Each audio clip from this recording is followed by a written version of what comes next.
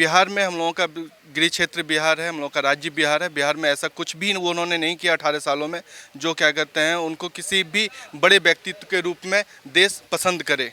तो विपक्षी का कुनबा यहीं पे ध्वस्त होता है। जो बिहार में आप मुख्यमंत्री रह के 18 साल से आप बिहार को ठीक नहीं कर पाए, तो अब देश की राजनीति के बारे में क्यों सोचते हैं? एनडीए के साथ हमारी विचारधारा पहले भी मेल खाती थी, ऑफिशियली हम लोग साथ हो रहे हैं और एनडीए के साथ मिल करके जो है देश के लिए और हमारे जो गृह राज्य हैं बिहार के लिए जो अच्छा हो सकता है, जो विकास का काम हो सकता है उसमें हम लोग काम करेंगे। अब जनता दल यू और जो आरजेडी का ये संगठन जो अभी गठबंधन बना है वो भी स्वार्थ की राजनीति है। जो हमारे साथ इलेक्शन लड़े, एनडीए के साथ रह करके नीतीश कुमार जी जो है वो इलेक्शन लड़े, मुख्यमंत्री बने और बीच में ही छोड़ करके वो आरजेडी के साथ चले गए। वो आरजेडी के साथ भी कितना दिन रहेंगे उनका कहना कुछ भी नहीं है। तो ये स्वार्थ की राजनीति हो रही है और स्वार्थ का गठबंधन, तो इस गठबंधन के बारे में बहुत ज़्यादा सोचना नहीं है। 2024 लोकसभा चुनाव की तैयारियां जोरों शोरों से चल रही हैं और इसी बीच आपको बता दें इस समय जो माहौल है देश भर में, एक तरफ पीडीए यानी कि पैट्रियोटिक डेमोक्रेटिक अलायंस वो अपनी बैठक कर रहा है कर्नाटक के बेंगलुरु में, तो दूसरी तरफ आज एनडीए की बैठक है दिल्ली में। इसी बीच आपको बता दें यहाँ पर उससे पहले एक बड़ा मूव हुआ, लोक जनशक्ति पार्टी रामविलास उसका विलय हुआ एनडीए में और पहले से ही सुगबुगाहट चल रही थी। कहीं ना कहीं पहले से ही देखा जा रहा था कि झुकाव है बीजेपी की तरफ, लेकिन अब ऑफिशियली इस एनडीए गठबंधन का हिस्सा जो है लोजपा रामविलास बन चुकी है। हमारे साथ तमाम पदाधिकारी हैं लोजपा रामविलास के, उनसे बात करेंगे। और अब से कुछ देर पहले जो है चिराग पासवान राष्ट्रीय अध्यक्ष, उन्होंने प्रेस कॉन्फ्रेंस भी की। वशिष्ठ पांडे जी हैं हमारे साथ। वशिष्ठ जी, पहले से ही हम देख रहे थे झुकाव कहीं ना कहीं बीजेपी की तरफ था, लेकिन अब ऑफिशियली जो है इसकी अनाउंसमेंट हो चुकी है, अमित शाह से मिल चुके हैं, जेपी नड्डा से मिल चुके हैं और अब एनडीए गठबंधन का हिस्सा बन चुके हैं। क्या कहेंगे? हम लोग का झुकाव एनडीए के गठबंधन के साइड था ही पहले से ही। और अभी सबसे बड़ी क्या कहते हैं देश में कल्याणकारी योजनाओं को बल देने वाला कोई है तो वो एनडीए ही है। हमारे जहाँ पे प्रधानमंत्री जी का एक बड़ा चेहरा है और हम लोग प्रधानमंत्री जी के साथ मिलकर देश के कल्याणकारी योजनाओं में मजबूती देने का प्रयास हर समय से हर संभव कर रहे थे। हमारे पार्टी के संस्थापक स्वर्गीय श्री रामविलास पासवान जी का एक अपार स्नेह था लोगों के जन कल्याणकारी योजनाओं को बल देने में। इसी क्रम में हम लोग क्या कहते हैं लोक जनशक्ति पार्टी के वर्तमान राष्ट्रीय अध्यक्ष चिराग पासवान जी, हम लोग एनडीए में अपना समर्थन दिए हैं। इसी बीच अगर बात की जाए इस पार्टी की, तो बिहार इसका बेस है और बिहार से अगर बात की जाए तो जो यहाँ पर विपक्षी दल एकजुट होने का प्रयास कर रहे हैं वो पटना से ही उन्होंने शुरुआत की थी। आज दूसरी बैठक उनकी होने जा रही है, लेकिन जो पहली बैठक पटना में हुई थी उसके बाद एक दल जो है वो यहाँ पर बिखर गया, एनसीपी। उसके दो फाड़ हो गए, उसका अजीत पवार जो यहाँ पर फैक्शन है वो आज एनडीए में यहाँ पर जो है बैठक में शामिल होंगे। विपक्षी दल का जो कुनबा है जहाँ से सामंजस्य ये लोग स्थापित कर रहे थे, उनके अभी लीडिंग जो कर रहे थे वो मुख्यमंत्री नीतीश कुमार जी हैं।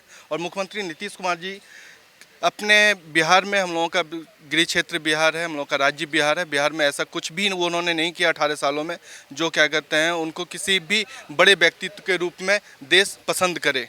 तो विपक्षी का कुनबा यहीं पे ध्वस्त होता है और विपक्ष में भी कोई ऐसे मजबूत चेहरे हैं भी नहीं और सब लोगों की अपनी अपनी महत्वाकांक्षा है। इस वजह से विपक्ष कभी भी एकजुट हो नहीं पाएगा। हाँ, दिखावे के लिए, ये चुनावी मोड है, चुनावी ईयर है, तो दिखावे के लिए विपक्ष एकजुट होना चाह रहे हैं, लेकिन ऐसा कुछ भी संभव नहीं होगा। एट द एंड ये चीज़ें ध्वस्त हो जाएगी। लेकिन आप कह रहे हैं कि नीतीश कुमार तैयारी कर रहे हैं, वो तो पीएम का भी ख्वाब कहीं ना कहीं देख ही रहे हैं कि मैं सबको लीड करूंगा। जो 18 साल से बिहार को सही से नहीं संभाल पाए हैं, बिहार में बदहाली है।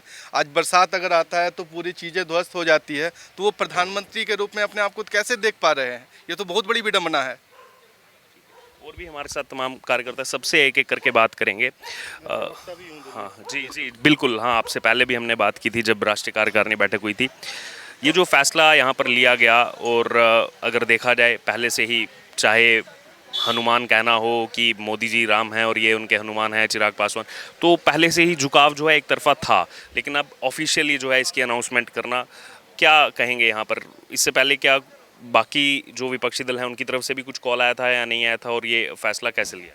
देखिए, मोदी जी विकास की राजनीति करते हैं। मोदी जी का जो रोड मैप है उनको विकास करना है और जो एनडीए गठबंधन है उनका भी यही है। और जो महागठबंधन जो अभी नई बनी हुई है तो इनके जो है विचारधारा सबके अलग अलग हैं, सबके अपने अपने पर्सनल स्वार्थ हैं और उसके बेसिस पे वो लोग काम कर रहे हैं। उनके पास कोई एजेंडा नहीं है, उनको केवल मोदी को हटाना है और उसी बेसिस पे वो काम कर रहे हैं। लेकिन जहाँ तक एनडीए का है तो एनडीए ने बहुत सारे काम भी किए हैं। अब यदि देश में देखते हैं कि इतने सारे एयरपोर्ट बन गए, हाईवे का आप देख लीजिए, नेशनल हाईवे जो है, नेशनल हाईवे अथॉरिटी है, इतने सारे रोड बनाया है, तो हमारा जो मेन है कि हमारा मुद्दा था विकास के साथ हमें जाना है, और एनडीए के साथ हमारी विचारधारा पहले भी मेल खाती थी। ऑफिशियली हम लोग साथ हो रहे हैं और एनडीए के साथ मिल करके जो है देश के लिए और हमारे जो गृह राज्य हैं बिहार के लिए जो अच्छा हो सकता है, जो विकास का काम हो सकता है, उसमें हम लोग काम करेंगे और आगे हम लोग बढ़ेंगे। एनडीए के साथ जाने का फैसला केवल लोजपा रामविलास नहीं बल्कि राष्ट्रीय लोक जनशक्ति पार्टी यानी कि पशुपतिनाथ पारस का जो फैक्शन है वो भी जो है साथ में है। और यहाँ पर जो कॉन्टेस्ट कहा जा रहा है कि हाजीपुर सीट की जो है मुख्य लड़ाई है, जो एक कहा जाता है कि पुश्तैनी सीट है यहाँ पर लोजपा की। हमारे राष्ट्रीय अध्यक्ष ने अभी प्रेस कॉन्फ्रेंस में कहा भी था कि जो उनके चाचा जी हैं उनके बारे में उनको कुछ नहीं कहना, और हम एज ए प्रवक्ता मुझे भी उनके बारे में कुछ नहीं कहना। लेकिन जहां तक बात है कि स्वर्गीय रामविलास पासवान की वो सीट रही है, रामविलास पासवान ने green book of world record में रिकॉर्ड बनाते हैं सबसे ज़्यादा वोटों से जीतने का, और चिराग जी उनके पुत्र हैं और उनका लेगेसी उनके साथ है, जनता का विचारधारा उनके साथ है, जनता का समर्थन उनके साथ है। और जब जनता का समर्थन है और हाजीपुर की जनता चाह रही है कि चिराग पासवान जी यहाँ से लड़े, तो हमारे राष्ट्रीय अध्यक्ष ने ये फैसला किया है कि हाँ वहाँ पे लोजपा रामविलास इलेक्शन लड़ेगी। बाकी जो उनके चाचा है वो कौन से सीट से लड़ेंगे, कौन से सीट से नहीं लड़ेंगे, एनडीए में उनको कितना सीट मिलेगा या मिलेगा भी नहीं मिलेगा, वो एनडीए के साथ रहेंगे या नहीं रहेंगे, ये सब चीज़ें जो ना वो राष्ट्रीय लेवल के जो नेता होते हैं वो लोग अपना फैसला लेंगे। बाकी जहाँ तक हमारी पार्टी की बात है, हम लोगों ने फैसला किया है और जनता की राय लेने के बाद किया है कि हम लोग चिराग पासवान जी या पार्टी के और कोई जो भी वरिष्ठ नेता होंगे तो वो हम लोग ये सीट जो ना लोजपा रामविलास लड़ेगी चिराग हाजीपुर से।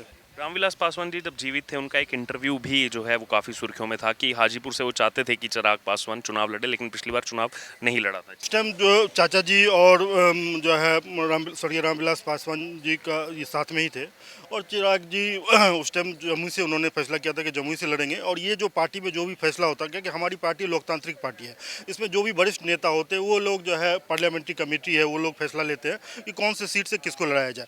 लेकिन अभी जो हमारे पार्टी के जो वरिष्ठ नेता हैं उनका ये फैसला हुआ है कि, और जो जनता का भी जो राय मांगी गई थी और जनता का भी ये फुल समर्थन है कि हमें हाजीपुर से सीट लड़ना है, तो हमने फैसला किया हुआ है कि हाजीपुर का सीट हम लोग लड़ेंगे।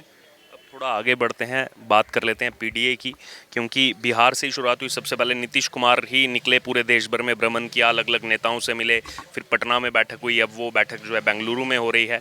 और ममता बनर्जी ने यह भी कहा था कि बिहार से जो चीज़ निकलती है वो यहाँ पर इतिहास रचती है। तो क्या इतिहास रचा जाएगा इस बार? क्या वो जो इकट्ठे एकजुट हो रहे हैं विपक्ष 26 दल, यहाँ 38 हैं, क्या वो इस बार जो है रोक पाएंगे कार्रवाई को?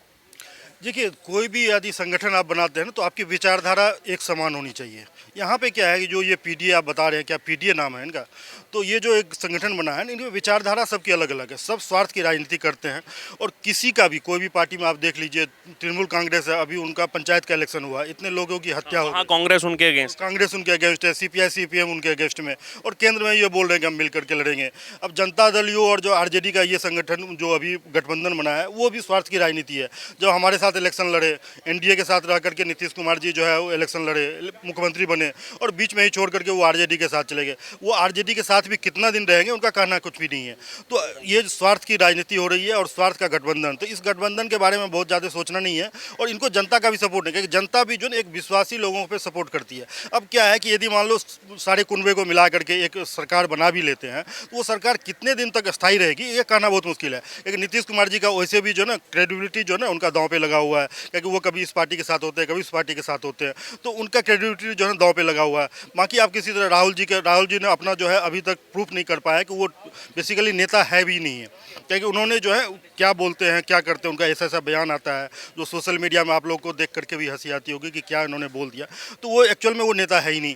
बाकी आप किसी और को, आप एनसीपी जिसमें शरद पवार जी जो है वो अपने पार्टी के अध्यक्ष थे, आज उनकी पार्टी के जो सारे विधायक है, सारे एमपी है, वो पार्टी तोड़ करके दूसरी पार्टी बना लिया। अब शरद पवार जी उस पार्टी के अध्यक्ष रहेंगे कि नहीं रहेंगे ये भी कहना मुश्किल है, क्योंकि अजीत पवार जी जो उनको अलग पार्टी बनाई है उनके साथ तो ज़्यादातर बहुमत उनके साथ, तो पार्टी तो उनके साथ चली गई।